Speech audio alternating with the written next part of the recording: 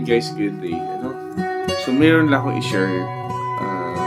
Kasi bless ako guys kasi kahit anong mga pinagdaanan ko sa buhay at hindi pa rin ako pinapabayaan ng panahon. Kasi last year, 2023, lagi kasi ako nalalasing guys. So lagi akong hinahabol ng alak guys. So lagi ako nalalasing. So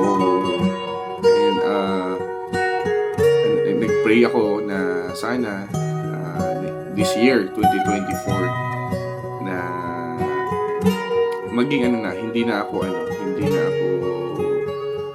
magiinom guys. Hindi na ako maglalasing. No? So at thankful ako hindi ako iniiwan ng panahon. Hindi ako iniiwan ng mga kaibigan ko. Hindi ako pinapabayaan na mag-solo ako guys sa mga problema ko. So hindi ako nag-iisa. I'm not alone, no?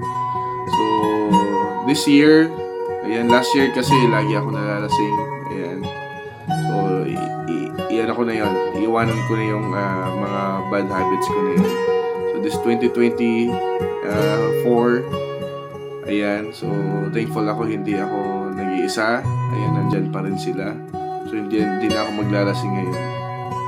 So kahapon, may pumunta sa bahay. Pumunta dito. So thankful ako na at least mayroong mga kaibigan akong pumunta dito sa bahay. Nagdala ng alak. Lasing na naman ako guys. So wala, hindi talaga matuloy-tuloy yung hindi matuloy-tuloy yung changes na dapat gawin. Lasing na naman.